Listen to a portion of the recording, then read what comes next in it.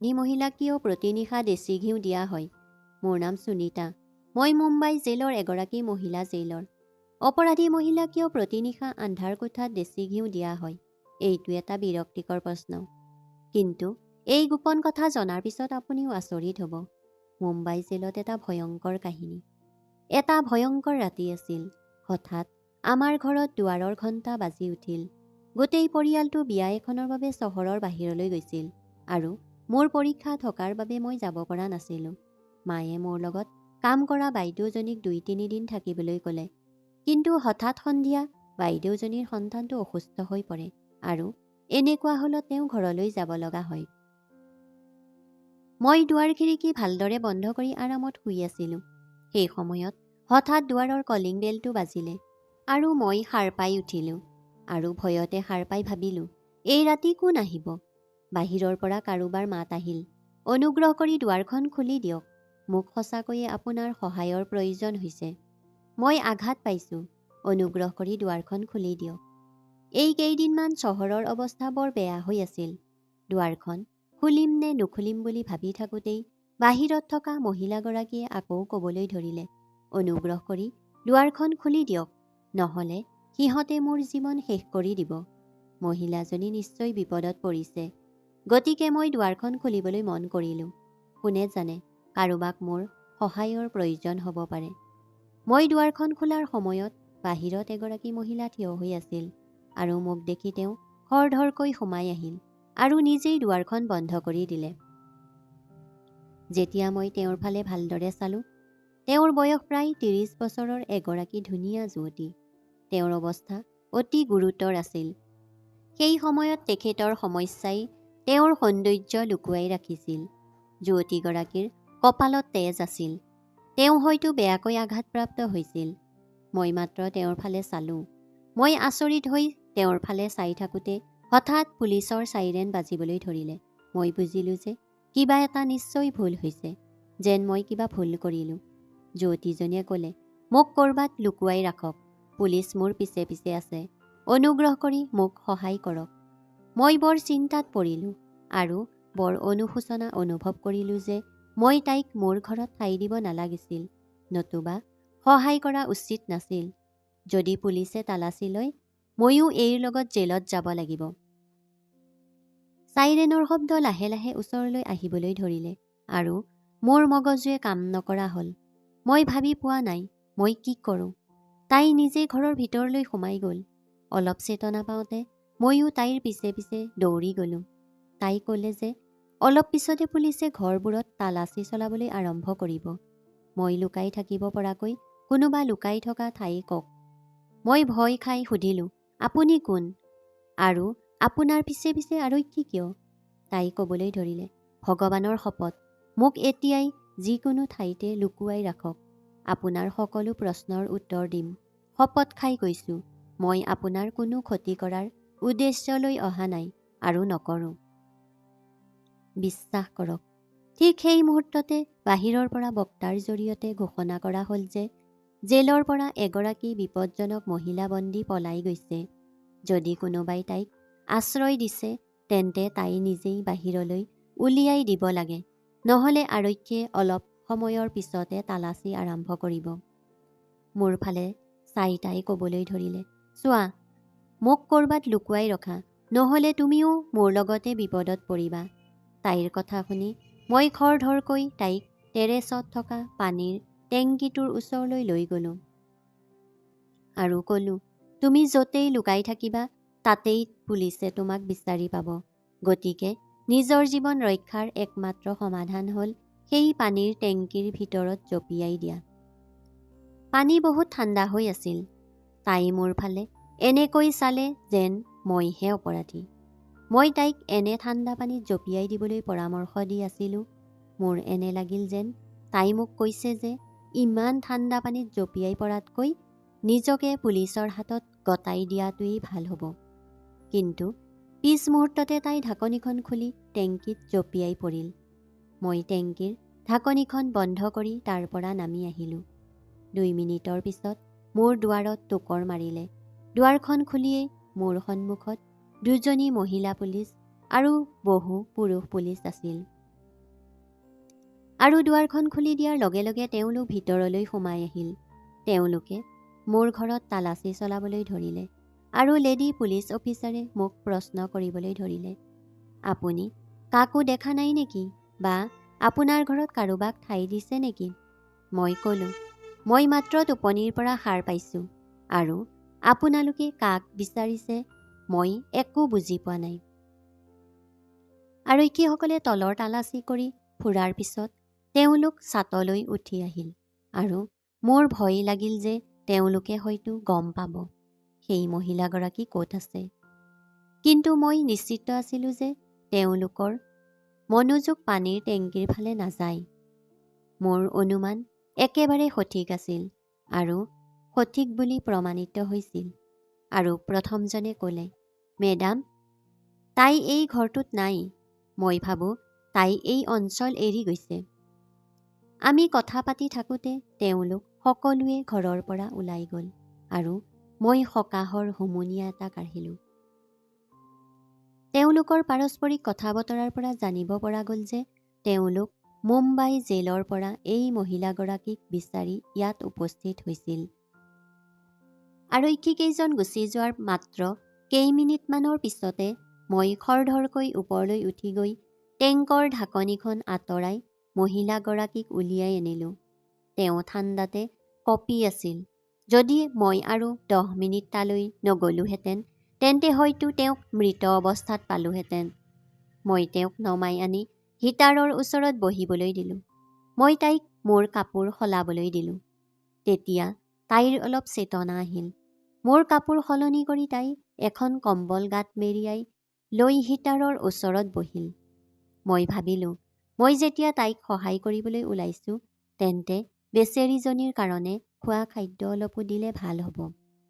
তাৰ বাবে চাহ বনাই খাদ্যখিনি গৰম কৰি তাইৰ ওচৰলৈ লৈ আহিলোঁ।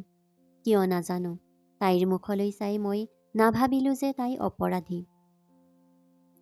তেওঁৰ অৱস্থা কিছু সময় পাছত ভাল হৈছিল। এতিয়া মই কথা পাতিবলৈ ধৰিলোঁ। তেওঁক ক'লোঁ, আপোনাক দেখিলে অপৰাধী যেন নালাগে, কিন্তু আৰক্ষীয়ে আপোনাক কিয় বিচাৰি ফুৰিছে? পুলিচ কেইজনে কৈছে যে এগৰাকী অপৰাধী মহিলা মুম্বাই জেলৰ পৰা পলাই গৈছে। তেন্তে আপুনি সঁচাকৈয়ে অপৰাধী নেকি? মোৰ প্ৰশ্ন শুনি তাই দীঘলীয়াকৈ উশাহ এটা লৈ ক'লে, আপোনাৰ অনুমান একেবাৰেই সঠিক।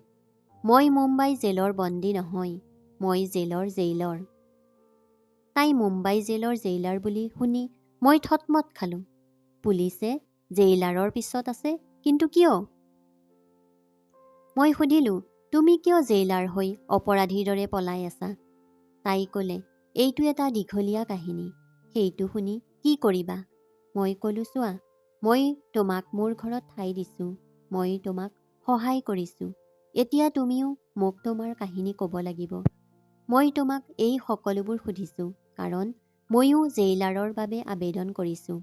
গতিকে তোমাৰ কাহিনী শুনি মই গম পাম তাত কি পৰিস্থিতি আছে। তাই ক'লে, ঠিক আছে, তেন্তে শুনা। মোৰ নাম পৰী আৰু মই এটা খুব ভাল আৰু সন্মানীয় পৰিয়ালৰ ছোৱালী। আমাৰ 2জনী ভনী আৰু 2জন ভাই আছে। দেউতা মুম্বাইৰ এখন থানাত কনিষ্টবল আছিল। দেউতাই সৰুৰে পৰাই আমাক সত্য আৰু সততাৰ পাঠ শিকাইছিল আৰু বুজাই দিছিল যে নিজৰ কামত সদায় অনুগত্যশীল হ'ব লাগে। কাম যিমানেই সৰু নহওক কিয় আৰু নিজৰ পদটো সৰু হওক বা ডাঙৰ হওক, নিজৰ সন্মানৰ সৈতে কেতিয়াও আপোচ নকৰিবা। মোৰ দেউতা এজন সঁচা আৰু সৎ ব্যক্তি। গোটেই জীৱন কনিষ্টবল পদতে আছিল। তেওঁ কেতিয়াও এটকাও কাৰো পৰা ঘোচ লোৱা নাছিল। দেউতাৰ লগৰবোৰে সিহঁতৰ ঘৰবোৰ ধুনীয়াকৈ সাজিছিল আৰু এটা ভাল জীৱন যাপন কৰিছিল। কিন্তু দৰিদ্ৰতাৰ বাবে আমি অতি কষ্টৰে জীয়াই থাকিব লগা হৈছে। মই দেউতাৰ বৰ মৰমৰ কন্যা আছিলোঁ। সেয়েহে ঘৰৰ পৰিস্থিতিত বিৰক্ত হৈ মই তেওঁক কৈছিলোঁ, দেউতা, আপোনাৰ লগৰ মানুহবোৰলৈ চাওক, কিমান আগবাঢ়িছে। তেওঁলোকৰ পৰা কিবা এটা শিকি লওক। সেই মানুহবোৰৰ ঘৰত নানা ধৰণৰ বিলাসিতা আছে। তেওঁলোকৰ পৰা কিবা এটা শিকি লওক, চাওক। সেই মানুহবোৰৰ ঘৰত প্ৰতিদিনে ভাল ব্যঞ্জন প্ৰস্তুত কৰা হয় আৰু আমাৰ ঘৰততো একেবাৰেই শুকান আৰু শুকান। আৰু আমি দিৱালীতো ভাল ব্যঞ্জন ৰান্ধিব নোৱাৰোঁ, ভাল একো চাবলৈও নাপাওঁ। খাদ্যৰ কথা বাদ দিয়ক, তেওঁলোকৰ ল'ৰা ছোৱালী কিমান ভাল স্কুল কলেজত পঢ়ে আৰু আমি চৰকাৰী স্কুললৈ যাওঁ। পিছত আমিও যিকোনো সৰু কেৰাণীৰ দৰে চাকৰি পাম। দেউতাই হাঁহি হাঁহি ক'বলৈ ধৰিলে, আইজনী, চিন্তা নকৰিবা, তোমাৰ ভাগ্যত বহুত ডাঙৰ আৰু উচ্চ চাকৰি আছে। ময়ো ধেমালিতে কওঁ, কিয় দেউতা, মই মুম্বাই জেলৰ জেইলাৰ হ'ম নেকি? দেউতাই ক'লে, এইটো আচৰিত হ'ব লগা কি কথা? তুমি সকলো পৰীক্ষাতে ভাল নম্বৰ পাই উত্তীৰ্ণ হ'বা আৰু তোমাৰ চাকৰি হৈ যাব। মই হাঁহি হাঁহি ক'লোঁ, দেউতা, আপুনি কি যুগত বাস কৰে? মোৰ বিষয়ে কোনোবা ডাঙৰ মানুহক মিনতি কৰিলেহে হ'ব, তেতিয়াহে চাকৰি পাম। নহ'লে টকা দি চাকৰি ল'বলৈ আমাৰ অৱস্থাটো ইমান উন্নত নহয়। তেতিয়া দেউতাই খঙৰে ক'লে, টকা দিয়া বা লোৱা আৰু কাৰোবাৰ দ্বাৰা নিজৰ কাম কৰিবলৈ হাতে ভৰিয়ে ধৰা জীৱনৰ এই দুটা কথাৰ প্ৰতি নিজকে সৰু কৰাৰ কথা ভুলতো মনলৈ নানিবা।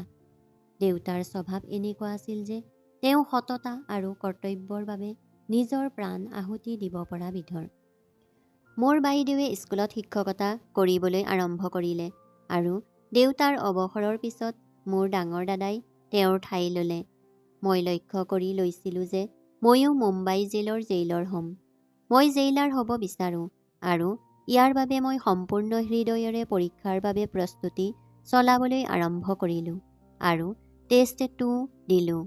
মই আশাবাদী আছিলোঁ যে যদি মোৰ উদ্দেশ্য ভাল হয় তেন্তে ভগৱানে মোৰ অনুৰোধো নিশ্চয় শুনিব, আৰু একেই হ'ল।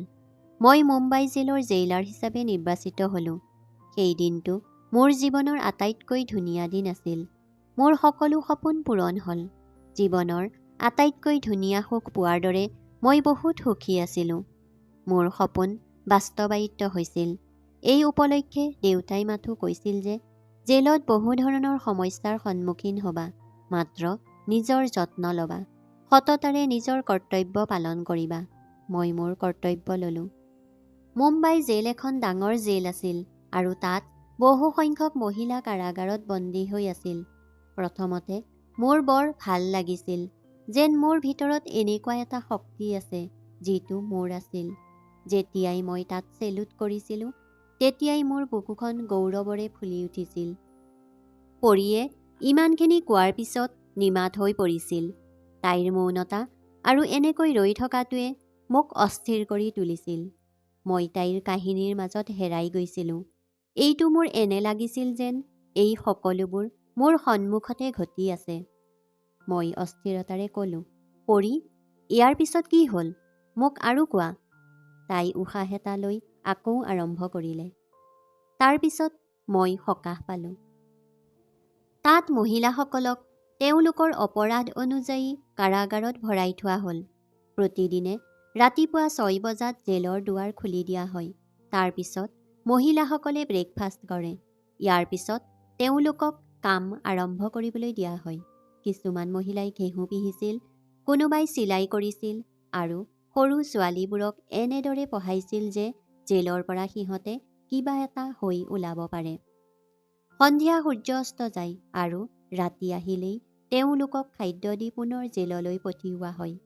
প্ৰথম দিনত ইয়াত কোনবোৰ গ্ৰুপ গঠন হৈ আছিল সেই বিষয়ে মোৰ কোনো ধাৰণা নাছিল, যদিও লাহে লাহে মই জানিবলৈ আৰম্ভ কৰিছিলোঁ কোনগৰাকী মহিলাই কাৰ লগত কিয় বন্ধুত্ব কৰিছিল। এখন কাৰাগাৰ চিনেমাত দেখুওৱাতকৈও বেছি ভয়ংকৰ আছিল। অতি বিপদজনক অপৰাধৰ ফলত ধৰা পৰা নাৰীক সুকীয়া কোঠাত ৰখা হৈছিল। মোৰ কামত অসুবিধা পাইছিলোঁ। এনে লাগিছিল যেন এই কৰ্মচাৰীবোৰৰ কোনো কাম কৰাৰ অভ্যাস নাছিল। কিন্তু মই প্ৰতিদিনে দেউতাৰ পৰা সততা পঢ়িছিলোঁ। সেয়েহে মই কেৱল নিজেই কাম কৰাই নহয়, মোৰ লগত থকা মানুহবোৰকো কাম কৰিবলৈ উৎসাহিত কৰিছিলোঁ। মোৰ কোমল হৃদয়ৰ বাবেই মই মহিলাসকলৰ মাজত অতি বিখ্যাত হৈ পৰিলোঁ, যাৰ বাবে তাত থকা সকলো মহিলাই মোক ভাল পাইছিল আৰু মোৰ লগত বহুত সুখী আছিল। মহিলাসকলে মোক কৈছিল যে মোৰ আগত থকা জেইলাৰজনে একোৱেই কৰা নাছিল। তাই কেৱল অহংকাৰী আছিল আৰু অনাহকত ইচ্ছামতে কাৰোবাক মাৰপিট কৰিছিল। এই কথা মই সকলো আৰক্ষী কৰ্মীক কৈছিলোঁ যে কোনো মহিলাৰ ওপৰত কোনেও হাত দাঙিব নোৱাৰে। যদি কোনোবাই এই কাম কৰে তেন্তে মোতকৈ বেয়া কোনো নহ'ব। এদিন মই ৰাউণ্ডত গৈ থাকোঁতে এগৰাকী মহিলাই কান্দি কান্দি ক'লে যে লেডী কনষ্টেবলে আজি মোক কোনো কাৰণ নোহোৱাকৈ চৰ মাৰিলে। মোৰ সেই কথা শুনি বৰ খং উঠিল। কোনে তাইক তাইৰ ক্ষমতাৰ অন্যায় সুবিধা ল'বলৈ শিকাইছে? এসপ্তাহৰ বাবে তেওঁক ৰেষ্টিগেট কৰাই দিলোঁ। মোৰ বাবেই জেলৰ পৰিৱেশ ভাল হ'বলৈ ধৰিলে। মহিলাসকলক বিভিন্ন ধৰণৰ কৰ্ম সংস্থাপনৰ শিক্ষা দিবলৈ আৰম্ভ কৰিছিলোঁ। তাত থকা মানুহবোৰ মোৰ কৰ্তব্যত অতি সুখী হৈছিল আৰু প্ৰথম বছৰতে মোৰ ভাল কামৰ বাবে পদক প্ৰদান কৰা হৈছিল। তাত মোৰ কামৰ অতিশয় শলাগ লোৱা হৈছিল। বহুত প্ৰশংসা পালোঁ। এই সময়ছোৱাত মোৰ চিনাকি হৈছিল এজন শীৰ্ষ বিষয়া মনীষৰ লগত, যাক মোৰ পৰিয়ালৰ সদস্যসকলে মোৰ কাৰণে তেওঁক বাছি লৈছিল আৰু মই বিয়াত বহিছিলোঁ। মোৰ স্বামীৰো দেউতাৰ দৰেই দয়ালু চিন্তা আছিল। সেয়ে মই মোৰ জীৱনত বহুত সুখী আছিলোঁ। কৰ্তব্য আৰু ঘৰ বহুত ভালেই চলি আছিল। সকলো ঠিকেই চলি আছিল। কিন্তু কোৱা হয় যে অকস্মাতে সমস্যা আহে যেতিয়া তেওঁ অত্যধিক সুখৰ জীৱনত হেৰাই যায়। মোৰ ভাগ্যইও মোৰ শান্তি ভাল নাপালে। সেইদিনা জেলৰ বাহিৰৰ পৰা দেশী ঘিউৰে ভৰা বাকচবোৰ জেলৰ ভিতৰলৈ আহিবলৈ ধৰিলে। প্ৰথম অৱস্থাত কয়েদীৰ আত্মীয়ই প্ৰায়ে এনেকুৱা বস্তু পঠিয়াই দিয়া কথাটোত বিশেষ গুৰুত্ব দিয়া নাছিলোঁ। কিন্তু যেতিয়া প্ৰতিদিনে দেশী ঘিউৰ বাকচবোৰ অনা নিয়া কৰিবলৈ ধৰিলে, গতিকে মই থতমত খালোঁ। কি হৈ আছে মই হজম কৰিব নোৱাৰিলোঁ।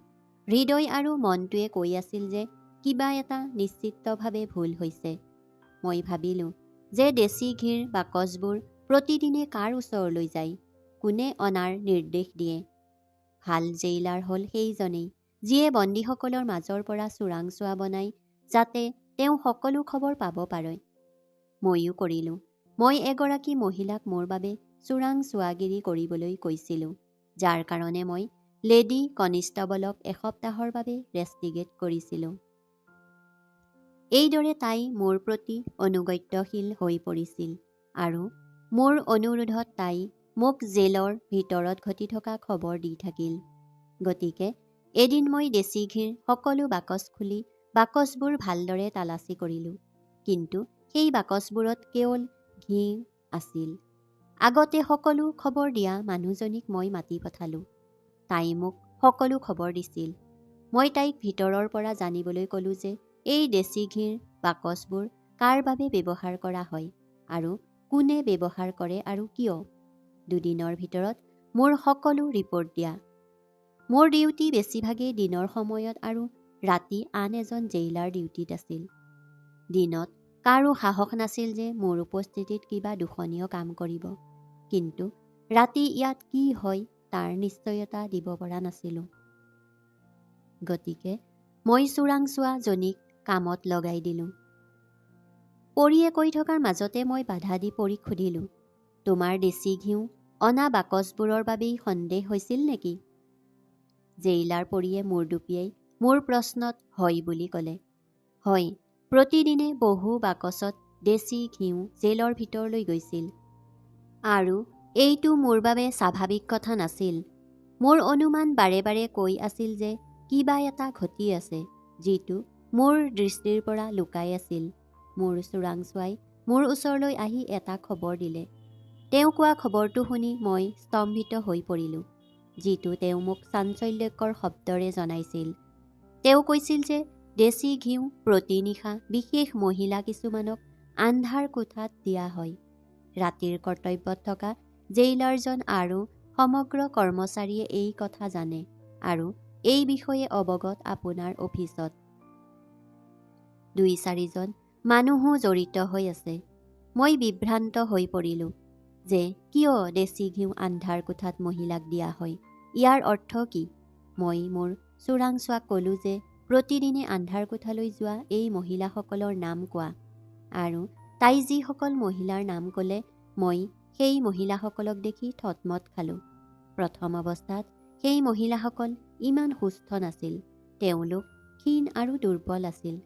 কিন্তু এতিয়া মই দেখিলোঁ যে তেওঁলোক যথেষ্ট সুস্থ যেন লাগিছে। চোৰাংচোৱাজনীয়ে গোপনে মোৰ কাণত ক'লে, মেডাম, এই সকলোবোৰ অলৌকিকতা এই দেশী ঘিৰ বাবেই হৈছে। এইটো ইমান সহজ কথা নাছিল যে মই ইয়াক আওকাণ কৰিব পাৰিলোঁ। মই বুজিলোঁ যে মই এই কথাটোৰ ভিতৰলৈকে যাব লাগিব। মই সিদ্ধান্ত ল'লোঁ যে কেইদিনমানৰ বাবে নাইট শ্বিফ্টত ডিউটি কৰিম। মই লক্ষ্য কৰিলোঁ যে মোৰ নাইট শ্বিফ্টৰ খবৰে বহু মানুহৰ হৃদয়ত বিজুলীৰ দৰে আঘাত কৰিছিল। দিনত ঘৰতে টোপনি সম্পূৰ্ণ কৰিলোঁ, যাতে ৰাতি সাৰে থাকিব পাৰোঁ। ৰাতি ৯ বজাতে লেডী কনিষ্টবলগৰাকীয়ে লুকাই চুৰকৈ ক'ৰবালৈ যোৱা মই দেখিলোঁ। মই ভাবিলোঁ, তাইৰ পিছে পিছে গৈ মই চাওঁ। আৰু মই মনে মনে তাইৰ পিছে পিছে যাবলৈ ধৰিলোঁ যে তাই ক'ত যায়। মই যি দেখিলোঁ সেয়া দেখি মোক আতংকিত কৰি তুলিলে। কাৰণ এটা আন্ধাৰ কোঠাত সেই অপৰাধী মহিলা আৰু মহিলাসকলক দেশী ঘিউ দি আছিল। প্ৰথম আচৰিত কথাটো হ'ল যে ৰাতি এই সময়ত দেশী ঘি খোৱাৰ কি প্ৰয়োজন আছিল। আৰু আচৰিত কথাটো হ'ল জেলৰ শেষৰ আন্ধাৰ কোঠাটোলৈ গৈ দেশী ঘিউ লোৱাৰ কাৰণ কি। ২-৩ দিন মই এই ৰুটিন পালন কৰিলোঁ। কিন্তু ইয়াৰ বাহিৰে আন কোনো আচৰিত বস্তু ধৰিব পৰা নাছিলোঁ। মই সিহঁতকো সুধি সাৱধান হোৱাৰ সুযোগ দিব বিচৰা নাছিলোঁ। গতিকে মই মনে মনে সকলো নিৰীক্ষণ কৰি আছিলোঁ যে কোনোবা দিনাটো মোৰ হাতত কিছু প্ৰমাণ পোৱাৰ সুযোগ আহিব। আৰু শেষত এদিন প্ৰমাণ পোৱা গ'ল। সেইদিনা ৰাতি 11 বাজিছিল। মই মূৰটো টেবুলৰ ওপৰত থলোঁ আৰু ইচ্ছাকৃতভাৱে চকু দুটা মুদি আছিলোঁ, যাতে কোনোবাই দেখিলে শুই থকা বুলি ভাবে। অলপ সময় পাৰ হৈ গৈছিল যেতিয়া কোনোবা মোৰ অফিচলৈ আহিল।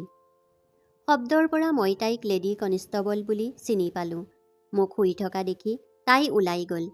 তাই কাৰোবাক ক'বলৈ ধৰিলে যে মেডামক দিয়া টোপনিৰ ঔষধে যেন কাম কৰিলে। মেডাম শুই আছে। মাত্ৰ কেইঘণ্টামান বাকী আছে। গতিকে এই মহিলাসকলক খৰধৰকৈ নিজৰ কাম কৰিবলৈ কোৱা। কিছু সময়ৰ পাছত দুয়োজনেই যেতিয়া তাৰ পৰা গুচি গ'ল, মই আচৰিত হৈ ভাবিলোঁ যে জেলত কি হৈ আছে যিটো মোৰ চকুত ধৰা পৰা নাই। কোনো খবৰ পোৱা নাই আৰু মোৰ নাকৰ তলত সকলো হৈ আছে। তেওঁলোকৰ কথাৰ পৰা স্পষ্ট যিবোৰ হৈছে এই আন্ধাৰ কোঠাটোৰ পৰাই হৈছে। আৰু সেইবাবে মই উঠিবলৈ চেষ্টা কৰিলোঁ যাতে মই গৈ তাত কি হৈছে চাব পাৰোঁ। বহাৰ পৰা উঠাৰ লগে লগে মোৰ মূৰটো ঘূৰোৱা যেন হ'বলৈ ধৰিলে। চাহত মিহলাই দিয়া টোপনিৰ বড়িবোৰে যেন প্ৰভাৱ পেলাবলৈ আৰম্ভ কৰিলে। মই তাতেই শুই পৰিলোঁ। আৰু ৰাতিপুৱালৈকে মই ক'ত আছোঁ তাৰ কোনো ধাৰণা নাছিল। ৰাতিপুৱা সাৰ পাই মূৰটো গধুৰ যেন লাগিল। সেইবাবে মই ঘৰলৈ গুচি গ'লোঁ। ঘৰলৈ যোৱাৰ আগতে সেই মহিলাবোৰৰ কোঠাৰ ফালে আহিলোঁ, কিজানি সিহঁতৰ বিষয়ে কিবা জানিব পাৰোঁ। কিন্তু তাত সকলো ঠিকেই যেন লাগিল। মই ঘৰলৈ আহি এই কথা ভাবি থাকিলোঁ যে কনিষ্টবলজনৰ লগত কোন আছিল দ্বিতীয়জন ব্যক্তি যাৰ লগত তেওঁ কথা পাতি আছিল। তাৰ পিছত মই আকৌ ৰাতি ডিউটিত গ'লোঁ। কিন্তু যোৱাৰ সময়ত মই সিদ্ধান্ত লৈছিলোঁ যে মই কি কৰিবই লাগিব। কালিৰ দৰে মোক চাহ দিয়া হ'ল, কিন্তু আজি চাহকাপ ওচৰৰ ৱাছ বেচিনত ঢালি দিলোঁ আৰু খালী কাপটো ৰাখি অলপ সময় চকু মুদি দিলোঁ। পিছত লেডী কনিষ্টবলজনীয়ে কাপটো নিবলৈ আহি মোক শুই থকা দেখিলে আৰু তাই শান্তভাৱে ওলাই গ'ল। কিছু সময় পাছত ময়ো বাহিৰলৈ ওলাই আহিলোঁ। তেতিয়া ৰাতি 11 বাজিছিল। জেলৰ সকলোতে লাইট বন্ধ হৈ আছিল। সকলোতে আন্ধাৰ আছিল। মই মনে মনে সেইফালেই আগবাঢ়িলোঁ। য'ত এই আন্ধাৰ কোঠাটো সেই মহিলাসকলে আছিল, যিসকলে আগতে প্ৰতিদিনে দেশী ঘিউ খাইছিল। কিন্তু আজি সেই ৰুমটোত কোনো আন্ধাৰ নাছিল। কোনোবাই মোবাইল টৰ্চটো অন কৰিছিল। মই লগে লগে সকলোকে চিঞৰিলোঁ আৰু মই চিঞৰিলোঁ যে কি হৈছে। সন্মুখৰ দৃশ্যটো দেখি ময়ো বিশ্বাস কৰিব পৰা নাছিলোঁ। মোৰ কৰ্মচাৰীসকল ইমান জঘন্য ষড়যন্ত্ৰত জড়িত আছিল। সেই মহিলাসকলে এটা সুৰংগ খান্দি আছিল। তেওঁলোকে এটা ডাঙৰ সুৰংগ খান্দিছিল আৰু এই কাম কোনে জানে কিমান সপ্তাহ বা মাহৰ পৰা হৈছিল। এই কামটো মাহৰ পিছত মাহ ধৰি চলি আছিল। সেই মহিলাসকলক হত্যা কৰাৰ অপৰাধত জেললৈ অনা হৈছিল। দুয়োকে মহামান্য আদালতে যাৱজ্জীৱন কাৰাদণ্ডত শাস্তি প্ৰদান কৰা হৈছিল। দুয়োজনে ইয়াৰ পৰা পলাবলৈ সুৰংগ খান্দি আছিল আৰু মোৰ সমগ্ৰ অফিচটো এই কামৰ লগত জড়িত আছিল। মোক এনেকৈ দেখি লেডী কনিষ্টেবলৰ উশাহ বন্ধ হৈ গ'ল। মোবাইল ফোনটো তাইৰ হাতৰ পৰা তলত পৰি যিটো মোবাইলৰ টৰ্চ অন কৰি সিহঁতৰ ওচৰত থিয় হৈ আছিল। সিহঁতে সুৰংগ খান্দিছিল আৰু সেয়েহে দেশী ঘিউ খাইছিল, কাৰণ সুৰংগ খন্দাটো সহজ কথা নহয় আৰু ইয়াৰ বাবে বহুত শক্তিৰ প্ৰয়োজন হয়। সিহঁতে দেশী ঘিউ খাই দৈনিক ৩-৪ ঘণ্টা ধৰা মোৰ কথা গম পাবা। এই কথা শুনি তাই বৰ ভয় খাই ক'লে, প্লিজ কাকো ফোন নকৰিব। মই মাত্ৰ ফোনটো তুলি লৈছিলোঁ। তেনেতে মোৰ মূৰত কোনোবাই খুব জোৰেৰে খুন্দা মাৰিলে আৰু মই অচেতন হৈ তাতেই পৰিলোঁ। মই চেতনা ঘূৰাই পোৱাত মই নিজকে জেলৰ এটা কোঠাত বন্দী হৈ থকা পালোঁ। মোৰ মনত পৰিল যে মই ফোন কৰি জনাই দিবলৈ ওলাইছিলোঁ আৰু কোনোবাই মোৰ মূৰত কোবাই দিছিল। তাই লেডী কনিষ্টেবলৰ বাহিৰে আন কোনো হ'ব নোৱাৰে। তাই নিজৰ গোপন কথা প্ৰকাশ কৰাৰ ভয়ত মোৰ মূৰত কোবাই দিছিল চাগে। অলপ সময় পাছত দেখিলোঁ তাই অকলশৰীয়া নহয়। তাইক সহায় কৰা সংগীজনী সেই সময়ত তাইৰ লগত উপস্থিত আছিল। কিন্তু তাইৰ সংগীক দেখি মোৰ মূৰত আকাশখন খহি পৰা যেন লাগিল। মই বিশ্বাস কৰিব নোৱাৰিলোঁ যে তাই হ'ব পাৰে। তাই আন কোনো নহয়, নাইট শ্বিফ্টৰ জেইলাৰজনী আছিল। মইতো ভাবিছিলোঁ তাই অসাৱধান ছোৱালী আছিল, কিন্তু মই ভবা নাছিলোঁ যে তাই ইমানেই নীচ হৈ পৰিব যে তাই আইনৰ ইউনিফৰ্ম পিন্ধি অবৈধ কাম-কাজ চলাব। এই দুগৰাকী মহিলাই একলগ হৈ মোক কাৰাগাৰত ভৰাই থৈছিল। এই দুজনীৰ সহায়তেই কেদী মহিলাসকলে সুৰংগটো খান্দি আছিল আৰু এই সহায়ৰ বিনিময়ত সিহঁতক বহু টকা দিয়া হৈছিল আৰু টকাৰ লোভত এনে অবৈধ কাৰ্য সংঘটিত হৈছিল। পিছত গম পালোঁ যে চেক কৰি জেলৰ ভিতৰলৈ অহা দেশী ঘিউতকৈও বিষয়টো আৰু গুৰুতৰ হৈ পৰিছে। সেই দেশী ঘিউত বিশেষ নিচাযুক্ত দ্ৰব্য মিহলি কৰা হৈছিল আৰু ইয়াৰ দৈনন্দিন ব্যৱহাৰৰ লগে লগে এজন ব্যক্তি অভ্যস্ত হৈ পৰিছিল। এই দেশী ঘিউ গোপনে বিক্ৰী কৰা হৈছিল। এইটো সাধাৰণ দেশী ঘিউ নাছিল। এই সকলো কাম গোপনে ৰাতি এই নাইট শ্বিফ্টৰ জেইলাৰৰ সান্নিধ্যত কৰা হৈছিল। এই জেইলাৰে এই সকলোবোৰ কথা মোক নিজে কৈছিল। তাই মোৰ আগত নিজৰ সকলো অপৰাধ স্বীকাৰ কৰিছিল, কিন্তু তাই নাজানিছিল যে মোক য'ত সিহঁতে বন্দী কৰি থৈছিল তাত মই ইতিমধ্যে এটা কেমেৰা লগাই থৈছিলোঁ, যিয়ে সকলো ৰেকৰ্ডিং কৰি আছিল। যেতিয়াই মই কাৰোবাক নিজৰ অপৰাধ স্বীকাৰ কৰিবলৈ বাধ্য কৰাব লগা হৈছিল, মই তাইক মোৰ সেই কোঠাটোলৈ লৈ গৈছিলোঁ আৰু তাইৰ বক্তব্য এই কেমেৰাত ৰেকৰ্ড কৰা হৈছিল, যিটো পিছলৈ প্ৰমাণ হিচাপে ব্যৱহাৰ কৰা হ'ব।